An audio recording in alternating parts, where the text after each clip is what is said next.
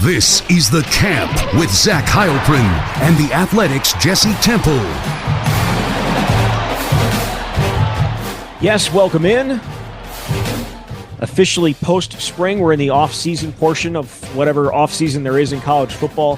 For the players, it is essentially the off-season. They get about a few weeks off here after finals get done.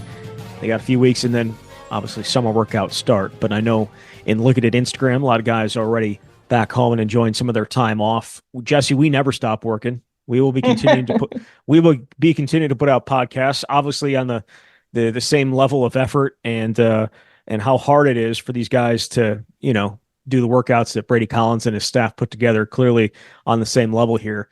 But before we get truly into the off season, some of those topics and that stuff, I wanted to look back at spring and tackle the depth charts, because a lot of people put out their versions of depth charts. You certainly did up on The Athletic, both the offense and defensive side of the ball, along with special teams. And I kind of wanted to run through it. I don't know that I shouldn't say it. I haven't studied them position by position. I don't think we're probably too far off on when we compare ours, but there's also a question that I have for each position that I'd like you to answer. Maybe we can discuss as well, but let's get this going here and start with the quarterbacks. Obviously, I assume you have Tyler Van Dyke at the top of your depth chart. That would be correct. Okay. And Braden Locke is your number 2? Yes. And then maybe Mettauer is your 3. At this point, because we haven't seen Cole LaCrue and he missed spring practice because he was dealing with his second injury in as many years, and those are the scholarship quarterbacks for next season. So that is what I have, and I know Phil Longo said that nothing's been decided, nor should it be, because they still have fall camp to go, but I feel like based on what we saw during the spring, Van Dyke started to establish himself and show why they brought him here. At the very least, Wisconsin is in a good spot because they've got 2 quarterbacks that they feel can go out there and help the team. But I believe that when game 1 arrives, it'll be Van Dyke taking the snaps. So my question for this position is, how long can the quarterback battle go in fall? When would they need to make a decision? Like, when do you foresee a decision being made on this? And again, the funny thing is Phil Longo told us and told everybody else that he's never truly had to make a decision on who the starting quarterback is outside of one time.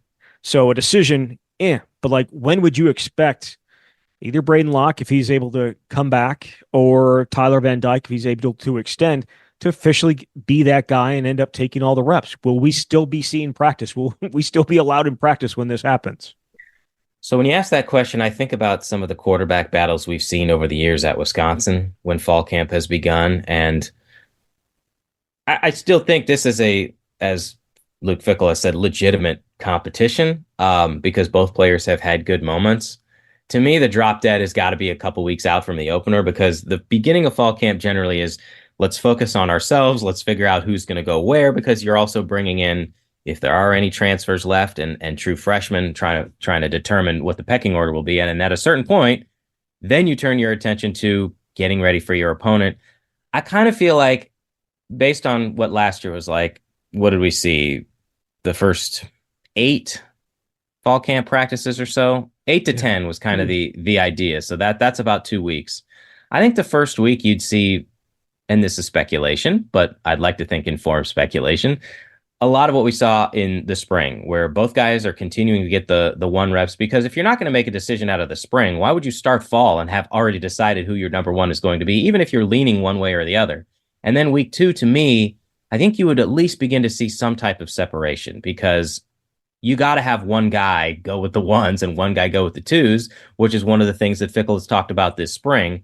And so by the time that it closes, will it be fully decided? Maybe not, but I do think we'll probably have a general idea of the direction they're headed. And right after it closes it off, you got to have your decision made, in my mind.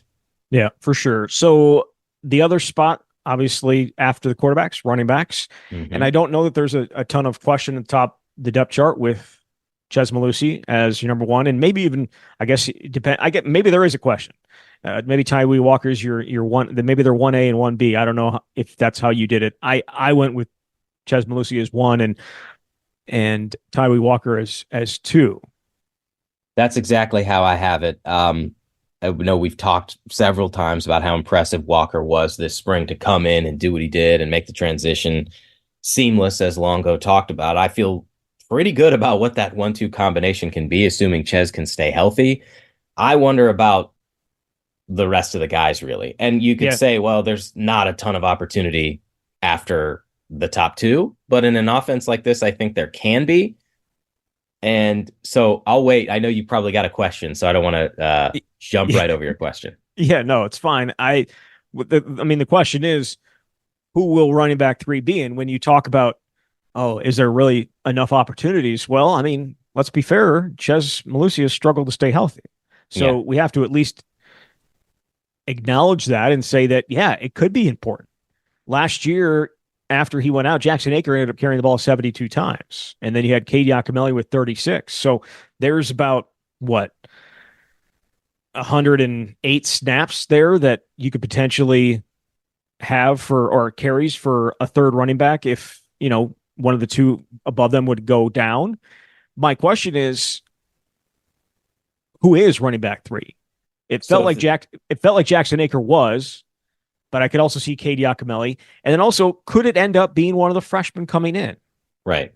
Those are all the great questions. If the season started tomorrow, my answer would be Jackson Aker. Obviously, he's got experience. He's been a fullback. He got carries last season. My bigger question about what they do with Aker is some of the looks that they have a potential to give. Let's say you have two guys that play the position in the backfield or lined up in various ways.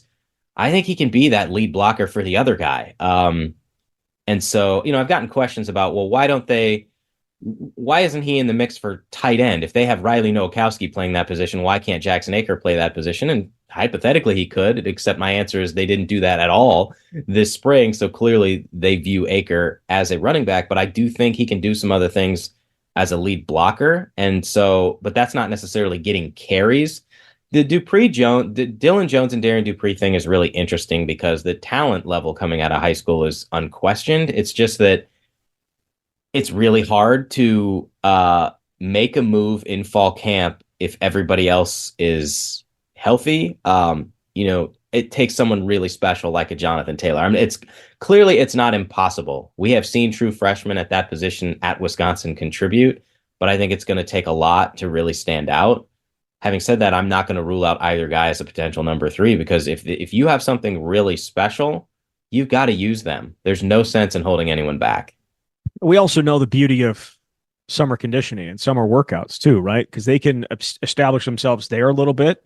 It's not necessarily, uniforms on and all that good stuff, but they do get the same, the same thing they got with spring, where they are these kind of these OTA things. They'll have those before fall camp too, so they kind of have that worked in a little bit. I'm not saying it's going to happen. All I'm saying is I think they are set up for the potential of being able to show what they could potentially do. And look, Darren Dupree is not your normal running back. He is a guy that you can use in a number of different ways, in terms of catching the ball and all that good stuff. So if it's not just strictly giving him the ball in the backfield, maybe find other ways to get the ball in his hands, assuming he is physically and mentally ready to step up and play from day one. I don't know that that'll be the case, but certainly his high school film would suggest he's a difference maker. And it's funny because we're talking about the running backs and getting the ball in their hands in different ways. And in a couple of minutes, we're going to be talking about the wide receivers and probably saying the exact same thing, right? Yeah. Because we have mentioned Trecka Kahuna, we've mentioned Will Pauling. Just get the ball in their hands and let them go to work. Well, I mean, it's obviously easier said than done, but wide receiver wise, I think we're pretty much in rhythm together here, or thinking about the same stuff here with Bryson Green and Vinny Anthony and Will Pauling as your starters. Beyond that, obviously Quincy Burrows, CJ Williams, Trecka Kahuna in the slot, and then Tyrell Henry, Chris Brooks Jr., and Kyan Barry Johnson, I think, may finish it out. The thing with Chris Brooks Jr. is you don't know just because hasn't been healthy. I think I went with Hakan Anderson just because he was actually healthy this spring. Yeah. And we have not seen to this point, we have not seen Chris Brooks since his injury last year. A couple injuries last year. He was in a yellow jersey, no contact jersey all spring. So my question here is, and I think we've pretty much exhausted the talk about the wide receivers this spring, but my biggest question here is, what do we make of them bringing in a wide receiver for a visit? Yeah. Well, nothing surprises me, not only in the current landscape, but just how we've seen this staff recruit. And I don't mean that in a bad way. I mean it in like they are going to recruit over you if they can get a better player. Because the name of the game is winning and trying to get the best people. And now I would also say that that doesn't necessarily mean, even if they bring in a guy from Baylor who's really highly touted, it's not like you're plugging him in and he's taking Bryson Green's spot or whatever. Like this could also be a long game play. But it just means they want to upgrade and they want to get better. And it is a constant push. And no one should ever feel like they have a spot locked down other than, Will Pauling if you're going to get 80 catches or whatever. So, I mean, it's slightly surprising when if you were to ask coming out of the spring, okay, you've got one or two scholarships available hypothetically. What are the positions you absolutely need? Well, we know they're pursuing transfer potential on the defensive line. I don't know if I would have put wide receiver in my top 2 or 3, but it's not entirely surprising. So that's kind of where I'm at with that. And you're right about how we have the wide receivers slotted. Certainly Bryson Green and Will Pauling, it was clear going into the spring that they were going to be starters. And the question was, well, who would be the other guy on the outside? And I think Kenny Guyton put it very well, the new wide receivers coach, that Vinny Anthony has put himself in position to really take off and probably take over the spot right now. Those are Guyton's words. But I also think Burrows and Williams have put themselves in position to be contributors. And of course, Tretch Kahuna. I think one of my questions with the wide receivers in general is, are they actually going to use 6 guys? And if they use 6 guys, I don't expect it to be a 50-50 split. But I think back to last year when at this time we were talking to Mike Brown, then the wide receivers coach, and he's talking about how the goal is to have 6 wide receivers. And they went into the season and they played 5. And obviously Keontez Lewis opted to leave the program after 2 games. So it's a constant battle, too, to keep everybody happy. But that's the challenge that Guyton faces. Yeah. I don't know if we need to mention this. I assume people that are this locked into Wisconsin know that Armani Winfield, the Baylor wide receiver, committed to Colorado State earlier this week. But it's not just him. It's just the idea of bringing in a wide receiver. And maybe when we watched spring ball, we thought that they were settled, or I shouldn't say settled, felt better about where they were at on the outside, but maybe that wasn't necessarily the case. And we'll see if they try and bring in somebody else. But I think it's just the tall, fast, sleek outside wide receiver that maybe Quincy Burrows is essentially that guy for Wisconsin right now. Vinny Anthony is not a big guy, but he's certainly got the speed on the outside that they want. But I always, remember Phil Longo last year when we got to talk to him within the season, and he's talking about how having that speed big guy on the outside could change the offense, and just wait till we get that type of thing. And maybe they don't think they have that at this point yet. The tight end spot, it felt like all spring. Well, I mean, when healthy all spring, it was the top 3 of Wiley Nowakowski and Tucker Ashcraft and Jackson McGowan. I think that's probably where I still sit. And, maybe one of the young guys is able to, at some point, to contribute maybe down the line, but it feels like it's those 3. My biggest question there, Jesse, is over under 11.5 catches for one tight end this fall. I'm going to take the over, because if it is the under, I kind of feel like that's just Woof. Is disaster too strong of a word? I mean, yes, I know, probably, but I know when we were talking to Nate Letton this spring, and I think I asked him something about that. I mean, he makes a good point about what last year was. Like, you've got to utilize the strengths of your team, and their strength was they had 2 really good running backs, certainly when Ches was healthy.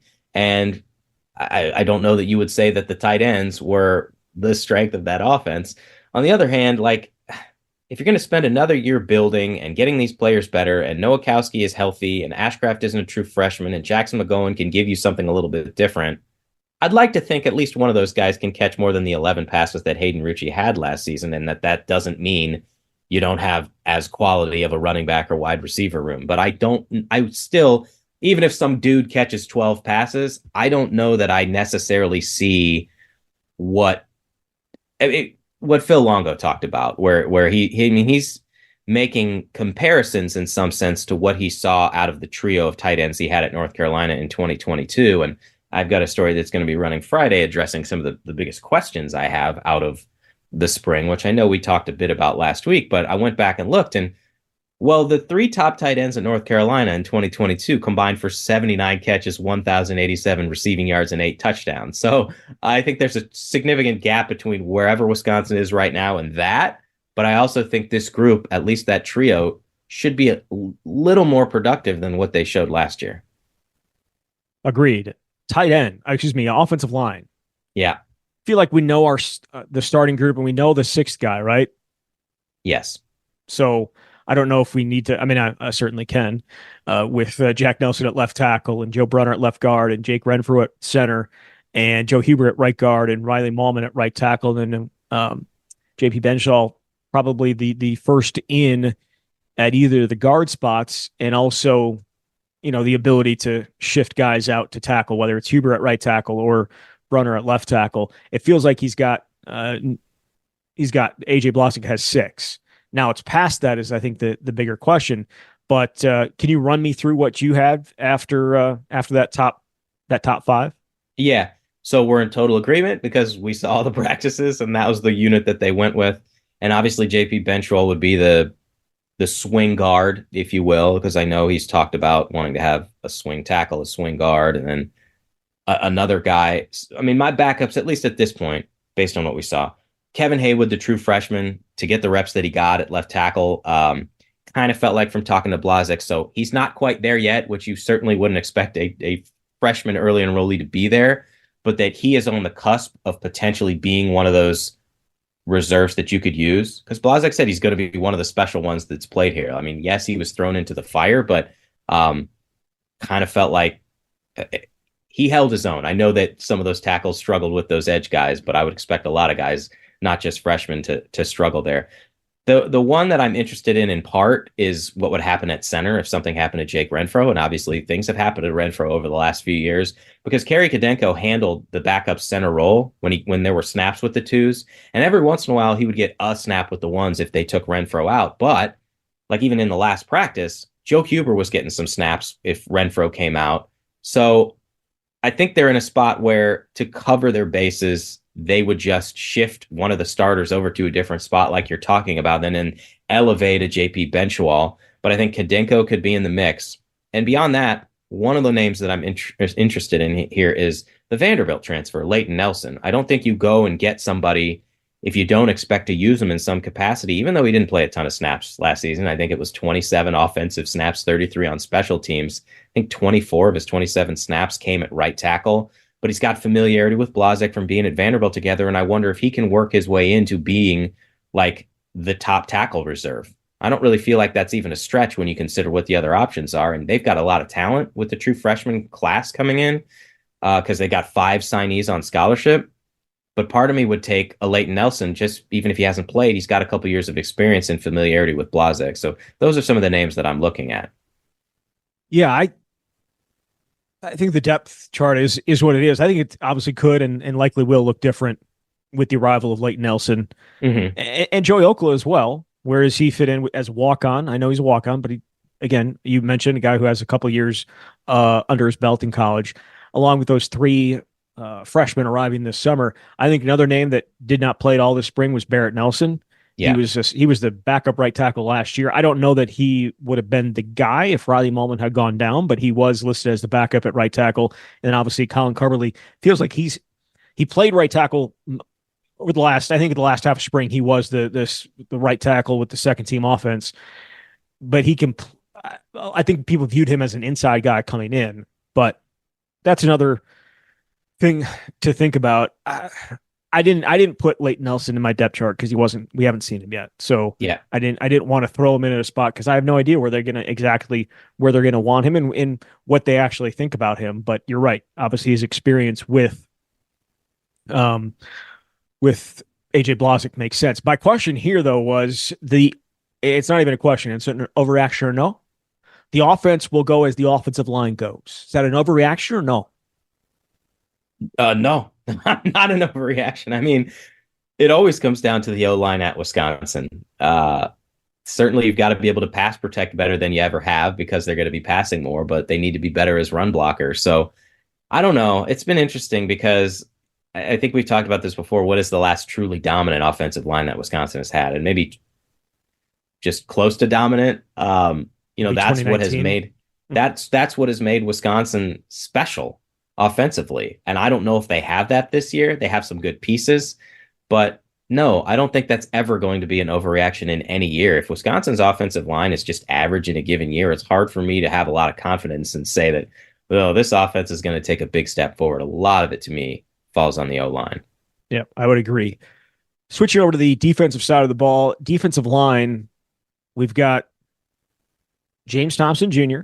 and Kurt Neal with your starting group. And I went with two defensive linemen. I assume you did the same because we kind of talked about it last week. Yeah, I did. Yeah. So you've got those two guys. And then it's Ben Barton. It could be Cade McDonald, could be Elijah Hills, the transfer from Albany.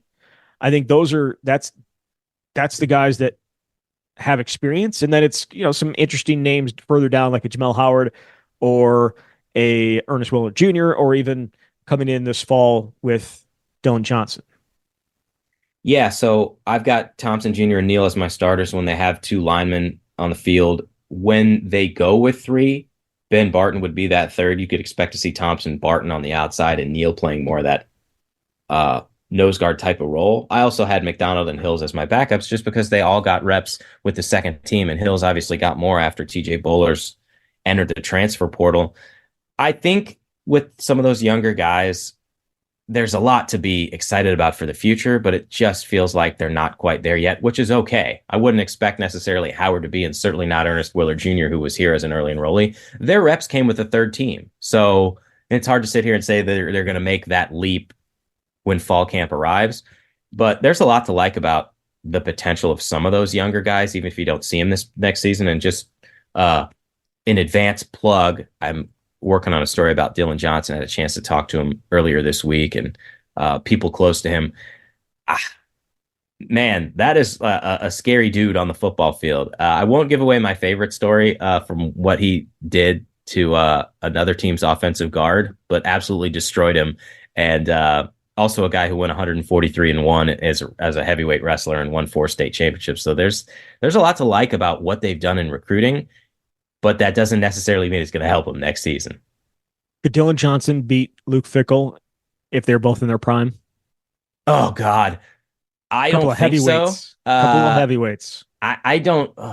Luke Fickell never lost, right? Yeah, I would never want to shortchange Fickell. I mean, like, he is considered to be the greatest wrestler in the state of Ohio, and I'm sure in states beyond. When I was talking to Johnson, because I didn't know this, his only loss came this year to a wrestler and one of the top ranked wrestlers, and then he subsequently beat him when like the semifinal came, and he ended up winning the title at this tournament. I would love to see that. It would be all-time epic because Johnson is he's unbelievable. And what's cool about his situation is both of his older brothers are in the NFL, and his dad, I think, got up there very briefly and then played some arena football. So the bloodlines are very strong. And what's interesting also about him is he's 6'2", and I think sometimes Kurt Neal's same type of situation. There are colleges that look at a guy in the measurables and say, well, he's only 6'2". We're not necessarily going to recruit him. If he was 6'3" or 6'4", it would have been even more. And this is a 4-star guy we're talking about who can, I think his coach said he was squatting like 735 pounds at the high school earlier this week and can do even more than that. Like, an absolute physical specimen. I'm really excited to see what he can do, even if you don't necessarily see it next season. That's crazy. That's insane. 700 something. That's crazy. Yeah. Before we move on from this, because my question was for this group was, would you be comfortable going into the season with this group? Wisconsin, I think would be okay, but they're clearly trying to add to it. It's not like they're not. We haven't, mentioned a couple of the transfers that they have brought in for visits and that they're targeting. I believe one of them's the Grand Valley State guy, right? Yeah. The Suggs, who's Yep. going to be making his decision here soon. They clearly think that they need to add to this group. So I I guess I would not. I mean, feel comfortable at this point. You really don't have a choice. You have to hope that one of these incoming guys is going to be the answer for you to give you a little bit more depth and feel a little bit better about it. But this would be the if of all the position groups, this is the one I would have the biggest concern level for. Yeah, I agree. And this is one of the position groups that I included in my key questions coming out of the spring. And it's not so much do they have enough players to feel comfortable because like they're gonna have to go with this group probably.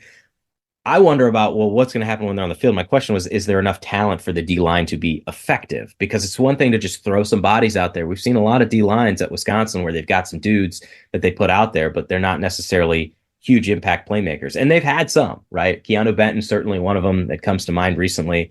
But you just think about the production we've seen from them to date. And James Thompson Jr., obviously the most productive, led all the D linemen last season in tackles for loss, had 3 sacks. But I think everybody else combined who's returning had a total of 1 sack. And Kurt Neal didn't get a ton of opportunity until late in the season when he started in the bowl game. He had 13 tackles last season. Ben Barton had 12 tackles. Cade McDonald had 3 tackles. So that's my bigger question. And also Elijah Hills. I mean, yes, he had success at Albany, but can he break through and be effective? So it's not so much to me about do you have, if this is who they have to go with, can they take it to another level? And that's a question they're going to have to show next season. Do you remember the conversation we had last year with Greg Scruggs? It was what he wanted from his defensive line, and Tressel probably said it, and Fickle probably said it as well. We want to create chaos, Yeah. right? They want their defensive linemen to create chaos, and maybe the guys that they had last year were not necessarily create chaos type of guys. Now, again, Rodas Johnson is down at Texas A&M, and Gio Paez is at LSU, so. Obviously, I think the defensive line market is crazy in college football. Everyone's looking for him at this point. I get that, but you mentioned James Thompson Jr. He had 5.5 tackles for loss. Rodas Johnson had 3. Kurt Neal had 1.5. I think one of them came in the bowl game. And then Ben Barton had 1, and that came on the sack. So like they were not necessarily tearing it up chaos wise. And do they have guys that can create chaos with this group? I don't know if that's the case. My biggest question, this isn't just a defensive line thing. This is probably a defensive line. This is probably a front 7 thing, but you take sacks out of the equation last year, Jesse, they allowed more than 200 yards on the ground in 5 Big Ten games. Yep. Do you know how many times that happened in the previous 5 seasons? 4. I'm just guessing. Yeah. So no, it's not. It happened a total of 6 times. Okay. And 3 of those were in 2018 when they had obviously very similar, maybe similar to last year, replacing a ton of starters and a ton of key players on defense. But once in 2022, no times in 21 or 20, twice in 2019, and 3 times in 2018. And that you almost matched that last year in 13 games. And it's actually 5 Big Ten games. So 5 of the 9 Big Ten games they played, teams were over 200 yards. I don't if they can't stop the run, it's not going to matter that package that we talked about with the one right. Defensive lineman and Daryl Peterson with his hand on the ground. And, Mike Tressel said it as much as well. Like if we're in that package, it means we've gotten teams to 3rd and long. They didn't nearly do that enough last year. And I'm not that much more confident they're going to be able to. Now, maybe that feeds into the inside linebackers and where they made a significant investment in kind of changing that position. But will that all of a sudden change things? Will Jaheim Thomas or Tack Curtis or Sebastian Cheeks, along with Jake Chaney and Christian Allegro, all of a sudden is that, those 3 new guys and another year in the defense, is that going to make them a ton better? And we know about the outside guys in the pass rush, but are they going to be able to hold up against the run? Like those are right. Those to me the biggest question. Like I don't know that I have a question about them getting after the passer anymore. I think it's strictly almost all about what they do in terms of dealing with the run. I think that's a great point. And while we're on the subject of defensive line and transfer portal and all that, I think it's worth mentioning because this has happened as we're having this conversation. So Kent State transfer defensive tackle CJ CJ West West. was one of the guys that Wisconsin had up here at one of the practices, clearly wanted very badly, and he is committed to Indiana. And so the Athletic has its rankings of the best available guys in the transfer portal. He was number 3 in those rankings. Certainly speaks to the value placed on defensive linemen, but just another one of those guys where you're looking at where can they add and would it be a difference maker? And so another one is off the board, and obviously they're still going to be in pursuit of whoever else is out there. But I think absolutely it's a great point you make, Zach, about being able to stop the run. And I feel pretty good about the secondary that they have. A lot of returning guys, a lot of good pieces, but how much does that matter if you're going to be getting gashed and giving up 200 yards rushing? So a lot of it certainly has to start up front. And I think it's a valid question about how much those inside linebackers can contribute to that. I do think, though, that, and this is, I feel like there should be a drinking game for any time I mention or either of us mention the length and athleticism tag. But I mean, obviously they went and got these guys to be able to fit things up better. And if you have a quick guy in space and he gets around the edge, I think they're in better position to be able to stop the run than what they had last year. But they're going to have to, again, go show that they can be difference makers when the season arrives. Yeah. So let's go to inside linebacker. Jake Chaney and Christian Allegro. That's who you have as your starters there. I went with Jake Chaney and Jaheim Thomas, but I think Thomas and Allegro are kind of interchangeable. I think Chaney's the only one that didn't rep with anybody other than the first team, though maybe there were some reps here and there, but he feels like the for sure guy that's going to be in there, and it's going to be between Thomas, Allegro, and then throw Tackett Curtis in, assuming when he's healthy. Yeah, the Curtis one, him not being able to fully participate, other than I think we saw one practice where he was live 11 on 11, kind of throws a wrench into better understanding what the plan is and how he fits in. But it's hard not to see him being a part of this, given that he started 8 games at USC as a true freshman and made an impact. And you're right, the Allegro Thomas one will be interesting. It's certainly an intriguing challenge overall for how Mike Tressel figures out how to use all those guys, which is in part why they're going to be 3 inside linebackers on the field at times. You can't deny the success that Thomas has had. One of the bigger surprises to me was the fact that Allegro managed to, I'm not going to say he held off people, but he took a lot of those 1 reps with Jake Chaney, and that was a bit of a surprise based on just what I thought was going to happen once I saw their transfer portal haul. But I think you're clearly going to see Chaney, Allegro, and Thomas, and then the Curtis one is only a wild card because we just didn't have a chance to see him and how he fits in. I've gotten a lot of questions, by the way, about Sebastian Cheeks too, and where he fits in. I think he's behind those guys. And that's not to say he can't be impactful or a contributor, but I think once you start talking about the number 5 inside linebacker, how many reps are really going to be available? Well, and go and look. I mean, he's also of those 4, maybe I guess outside of Allegro, but if you look at those 5, he played the least snaps of any of them last year. Yes. He had 15 snaps according to, I assume, Pro Football Focus, and they, Allegro got 53, most of those coming on 3rd down or in the bowl game. So yeah, it's I think he's where he should be, to be honest with you. If we're being fair here. My question at the position centered around Tackett Curtis. It was, can Tackett Curtis overcome an forgettable spring to earn playing time? And I certainly think my answer would be yes to that, but I don't know how much playing time. Yeah, I think absolutely he can overcome the injury. I think it was, something that off-season surgery lingered. Yeah, a lot of guys have that happen. And I think he'll be a factor. It's just hard to know exactly what kind of a factor. Like, is he someone who will challenge for a starting spot when he's healthy? Is he just a bit player this year? Which, not the worst situation in the world, right? He's going to be a sophomore next season. Chaney is a senior. Jaheim Thomas is a redshirt senior. So you're putting yourself in position by even being a contributor to then become a starter the next year. So I think he'll be a factor. Yeah, that's why I'm like Sebastian Cheeks. Even if he doesn't play this year, he's still got 3 more years, 2 more years after this to be a player, right? Like, it's not something that he has. It doesn't have to happen this year for him. He's not an upperclassman in terms of football eligibility wise. Outside linebacker, is another interesting one, but also one I think we're kind of in line with, except you have Pius starting and I have Lowry starting. I don't think it matters. Daryl Yep. Peterson starter for both of us, but John Pius, you went with John Pius. I went with Leon Lowry as the other starter, and then Aaron Witt as the fourth guy. I don't, they're all good to play. I don't know that it matters a ton. My question here is, will the leading sacker come from this group, and will it be over under 6.5 sacks? Ooh, I think the leading sack getter will come from this group, because of what we saw in the spring, I feel much better about that. What was the over under 6.5?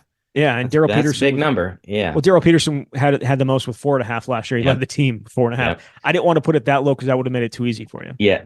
I'm going to take the over. Okay. And maybe, honestly, I don't know. Maybe it could even be Peterson. Although if he's going to take some snaps when he's in a different role with his hand on the ground, that might limit those kinds of opportunities and allow guys like Pius and Lowry and a Jaheim Thomas to tee off. But I think one of those guys is going to have a really big season. And I certainly agree with you. I think of those three, it feels interchangeable at this point in terms of naming a starter. The whole Aaron Witt thing is whether he can stay healthy, because if he's healthy, I think he's going to be a contributor. Another facet to this that I think is interesting is it's not a big group scholarship number wise. It's 6 guys at outside linebacker, 2 of whom are freshmen who are early enrollees, Thomas Heiberger and Anelo Lufele. And I just wonder, is there a situation where Heiberger could be an actual contributor, or Lufele? It's not impossible when you consider the small numbers that they have, but there's a lot to like, especially about that top group. And so I'm going to take the over on 6.5 sacks. Well, and also the special teams aspect of it too, with Oh yeah. Heiberger especially, just because of how athletic he is and how fast he is for his size. So I think that may play a role there as well. All right, let's flip back to cornerback as we enter the secondary. You mentioned it. You feel pretty good about it. Let me hear your starting group. Yeah, I feel like we may be differing on this just based on our conversation last week, but I've got Ricardo Holman and Nazir Forkurian on the outside. To me, that feels pretty much like a lock, although I do think RJ Delancey is going to be involved there. And for me, I'm putting Austin Brown at the nickel corner as of now, in part because I like some of the depth they have at safety, but Max Lofi is going to be there as well. My biggest question is, why move Austin Brown to safety during spring? Yeah, if that was the spot that he was going to be in. That's a fair question, and I suppose it would just be you had an injury to Kamoi Latu, and you know what you have in Brown, and I mean they're clearly still evaluating, I would think, and they wanted to give Lofi a chance, and frankly, they didn't necessarily know what Lofi would be able to give them. I mean that's why, and just jumping ahead to safety, I have an or between Latu and Brown because it's going to be Tressel's discretion of what he wants to do, but I think you still have Wohler, Latu, and Preston Zachman. Those are all either seniors or fifth-year seniors. And if you want to get your best guys on the field, maybe you can have Brown out there as well with those guys. That's one of my key questions coming out of spring is I don't know exactly what they're going to choose to do, but I would say it feels like they're in a really good spot with whatever it is they decide. Using an or is a very Jesse thing to do. Well, I did it coming out of the season as well, so I'm just going to stick to that hedge. I went with Max Luffy because he had a really good spring, and Yep. we heard how much they liked him, and he was with the first team at the end of spring. And whether that was Austin Brown, whether that was Kamoi Latu being unavailable or whatever it is, Kamoi got hurt pretty early in spring, and they didn't move Max Luffy in the starting lineup at that point. They moved him in later in the spring. So I feel like they really like his versatility. And let's be fair about it, he's a corner. He's an actual corner, as opposed to Austin Brown playing safety, being a safety and being asked to cover in the slot. I think it's, Austin Brown's definitely a bigger body, which we know Wisconsin doesn't, would like in there, especially after what, had in there last year with Jason Maitre, who more than was willing to stick his nose in and hit people and that stuff. He was a physical corner, but Max Lofi's listed at 5'10", 187, and they think he's big enough. I certainly think he's strong enough. If you ever look at him, he's actually pretty put together pretty well. I just think that if he stays healthy, that's his spot. And Austin Brown is a better choice at safety than Kamoi Latu. We saw it last year. Kamoi had a really bad season. If we're thinking about the entirety of it, it was not great. He finished. No. I thought he finished strong, but the missed tackles were a huge issue for him. And if you're going to get the Kamoi that we saw at the end of last year, then maybe it's a really good competition. But I think Austin Brown may be the better fit there. So Yep. My three corners were Ricardo Hallman, Nizier Forkerine, and Max Lofi in the slot. And then I have Austin Brown behind Max Lofi there, but also have him as a starter at safety. The other corners that I think could play, and my question here, Jesse, coming out of this position, I think Amari Snowden had a solid spring, Jace Arnold, Jonas Clona. RJ Delancey's the transfer, and we all just assumed he was going to be locked into the slot. I didn't see him play slot once during the spring. I'm not saying that he can't, but my biggest question for this position, will RJ Delancey, or I should say it's an overreaction or no? RJ Delancey will find his way into the starting lineup this season. Is that an overreaction or no? I don't think he's going to find his way into the starting lineup if Hallman so it's and an Fortune overreaction. are healthy. Yeah, that's an overreaction. But I also think it was interesting when the cornerbacks coach Paul Haynes was asked specifically about Delancey. He said when they evaluated him, they never looked at him as a slot receiver, even though he played some in the slot at Toledo. He said what they looked at was in the games where Toledo was playing against Big Ten teams and he was playing on the outside, he was running stride for stride with the big-bodied wide receivers on the outside of the Big Ten. And so they always saw him as a fit there. Now, he did earn first-team reps with, obviously, Hallman recovering from the offseason shoulder surgery. He kind of jumped ahead of Duclona there for a little bit, and then the last couple of practices, Delancey was dinged up, and so Duclona went back with the ones. I think he would be, to me, the next cornerback in. It's hard for me to see him, at least at this stage, jumping Hallman, who's coming off a season when he had 7 interceptions and was very good, and Forkerine, who both Haynes and Luke Fickell have talked about being as like the most improved guy. So he'll have a role, but if the other guys are healthy, I don't necessarily think he'll be a starter. All right. I guess we kind of already talked about it, but the safety spot is also an interesting one. I have Hunter Wohler and Austin Brown. You have Hunter Wohler and Austin Brown or Kamoi Latu. Yeah, you like that hedge, I know. I don't disagree with you, though. If I had to pick between Brown and Latu, I mean, look what happened last season. And we're also not, I have Preston Zachman listed as a backup, but what a backup to have, a guy he started 5 games at safety last season, and he actually had 49 tackles. I mean, Brown had 36 tackles, Latu had 19 tackles, and we mentioned the missed tackles early in the season for Latu. That you've got to be better. And I think the good news for Wisconsin is that if he isn't better, they've got guys who can play for him, but it's a good problem to have. And even Braden Moore, someone who we really haven't spent a ton of time talking about this spring, was getting reps with the ones during the portion where Latu was hurt and they had Brown in the slot and Wohler was out there. And obviously Zachman was coming back from injury too. So there were some injuries that led to Moore getting first team reps, but there's a lot of depth there at safety, I think. I mean, there's a lot of old depth too, right? I mean, yeah, Wohler's a senior, Zachman's a redshirt senior, Austin Brown's a junior, Kamoi Latu's in his 6th year. Like they have some veterans there. I think Braden Moore and perhaps Justin Taylor are the future of that position. Maybe not, obviously not this year with what they have, but certainly going forward it is. My biggest question for that spot is, actually we already talked about it. It was going to be what do we make of Austin Brown moving back to safety from the slot? Yeah. And is that the Max Lofi effect? And I would say yes, it is. Special teams wise, Nathaniel Bakos is your kicker? He would be my kicker. I will say my big question continues to be, what do you do with him of 50-plus yards? Because he made 1 of 4 last year, and in the spring special team scrimmage that we saw, he missed a pair of 52-yard field goals. I'm not going to say that's who he is, but it's just he's really good. But when you get to 50-plus, you want to be able to count on him, too. Who's your backup? Maybe I'm just intoxicated by the leg strength on the very last kick of Gavin Lom bearing a 50-yard field goal to close out the spring. I just put him as my backup, even though it'll probably be Nate Van Zelst because of the experience that he has. But I almost think, are they going to have the long-range kicker situation? Because he's got the strongest leg. I'm also intrigued by, they got this guy, Johnny Smith, who was at Portland State. And maybe he's not even going to be in the conversation at kicker. So we can get to some other positions, but he made 8 of 9 field goals and 42 of 44 extra points last year. So they at least have some options. Kickoff specialist. Yeah. I'm going with Lom, but I think Smith would be the one that could challenge because he handled 63 kickoffs at Portland State last season. Gianni Smith. Yeah. Nice. Your punter. Atticus Bertram's, but he needs to be better. I think very clearly it was a mixed bag last season. Yes, he handled all the punts. He also ranked 10th among Big Ten punters. So you want to have a little more consistency there. Long snapper.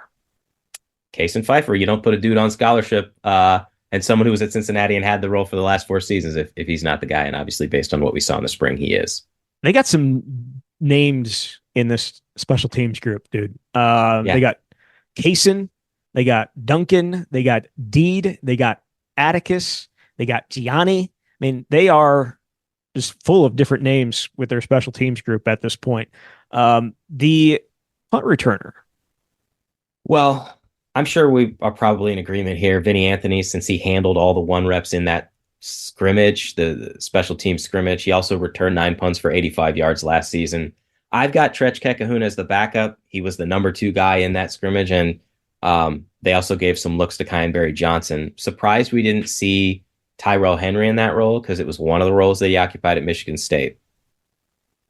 I'll say this. I have not said a bad word about Tretch Kekahuna, but just for transparency's sake, I will say that he needs to be more aggressive in attacking the ball when it's in the air on punts. There were a number of times there in the special teams practice where he let it bounce, and we've saw enough of that with Dean Ingram. I don't know that we can. It's just such a huge part of being the punt returner. You have you're the one that has the advantage here. You know where the ball is. You know where it's going. The other guys have to avoid you. You don't have to avoid them. Go and make the catch and save your offense from 10 or 15 yards. We saw that it was a huge issue for Dean Ingram. But yeah, that'd be my only critique of Tretch Kekahuna. Who says I can't be negative about Tretch Kekahuna? Your kick returner. Well, I'm going with Henry, Tyrell Henry. He was the kick returner and punt returner at Michigan State last season, and they didn't do a ton of kickoffs in the special team scrimmage, but on the first one that they had, Henry was the one out there. I think it would be between Henry and Anthony. Both those guys have had that role, and Tretch certainly in the mix too. He did return a kickoff 37 yards against LSU in that bowl game, and he had 2 kick returns in total. So they've got some really good options. They do. So that is the depth chart. Any arching thoughts about what this team looks like right now? I have a couple of numbers that I wanted to run by you, but anything that stands out for you? Well, I know you and I have been very clear about tempering our expectations in year 2 because of what we saw last year and what we thought was going to happen. I do feel like both the offense and defense will be improved this season, though I'm not going to sit here and say that means a 10-win season. It just felt like based on the spring, they're taking steps in the right direction on both sides of the ball. And I think that's at minimum what you needed to see coming out of the spring. Yeah, for sure. So while I was doing this, and I don't know why I was thinking about this, but I counted up the Wisconsin guys that I had as starters. Because I think there's a lot of people like talking about the transfers and how many of these guys are going to be, how full this lineup is going to be with transfers. And they are, which you would expect, especially in this climate and with the new coaching staff. But just going through the list, I have 4 Wisconsin guys in my starting lineup right now. Is that what you have? I think, right? Joe Brunner. Are you saying guys who were born in the state of Wisconsin? Yes. As opposed, yeah, you meant in terms of like whether they have been transfers or not. Yeah, born in the state of Wisconsin. Joe Brunner, Jack Nelson, Riley Nowakowski, Hunter Wohler. Mm-hmm. That's what I have, right? That's 4. Yep, I'm just quickly going through, and that seems to be pretty accurate. Yeah. Okay. Furthermore, it made me interested in seeing how many Wisconsin guys were actually on the roster. Mm-hmm. I counted 32. that doesn't include Joey Okla, who's coming back and transferring in, but it includes scholarship um and walk-ons. I didn't differentiate between the two, but that's 32. In 2018, I should say in 2021 there were 49. In 2018 there were 54. In 2014 there were 57.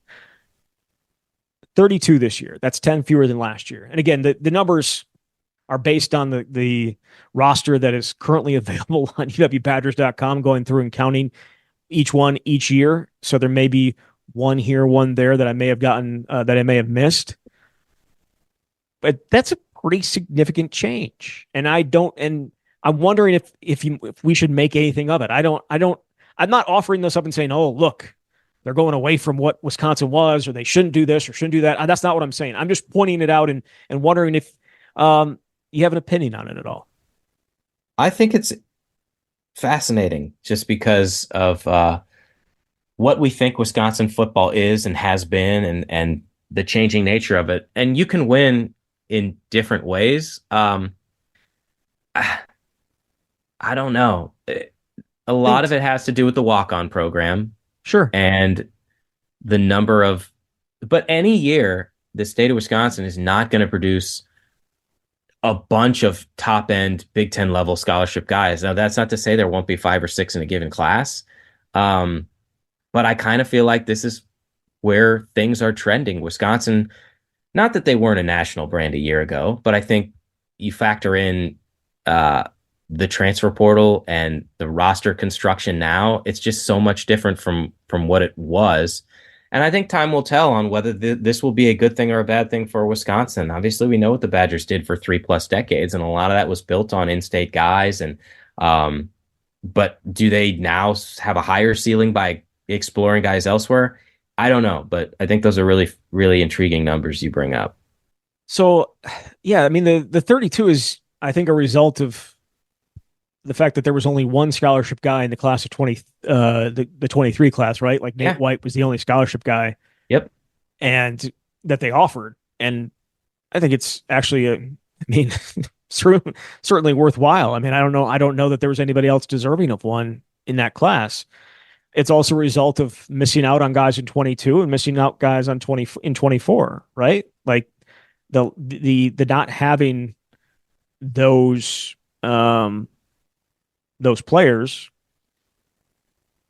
even though they went out and got guys from elsewhere. I think that I'm trying to explain why I think the number is lower than it has been in the past. I don't know that their focus on the state of Wisconsin has changed. It's just that as you noted, they are a little bit more of a national brand, and they are a little bit and it's getting tougher to keep guys in state. Yep. Paul Chryst and his staff were experiencing the same thing in terms of keeping guys in the state. It's not a Luke Fickell, this group type of thing. They just have the ability, maybe unlike Chryst staff, they have the ability to go and get legit high-ranked players from other places, specifically the state of Pennsylvania in this past class. Yeah, a lot of it comes down to what are the areas that your staff has access to and where are the connections. But we talked about this because I've had more than one conversation with Luke in his office about the in-state recruiting, and it's not any less important to Wisconsin. It's just harder than ever to make sure you secure those guys, but that's part of the challenge. But even with, let's say they had gotten all the guys we're talking about, it's still 5 more guys. It doesn't necessarily drastically alter the numbers, but the goal at Wisconsin, based on where they're at now, is can you get those high-end guys from Wisconsin and still be competitive elsewhere? So, I mean, they're still working on that, but very intriguing numbers. Yeah. So, all right. Well, that will do it for today's show. We'll be back next week, talk a little more off-season, look ahead to the recruiting as some of the guys that they're going to be bringing in here for official visits and for camps and all that good stuff that May and June, I should say, mostly June, hold here in this offseason. Jesse, thank you very much. Thanks, Zach. All right, there he is, Jesse Temple from The Athletic. You've been listening to The Camp. Hey, do you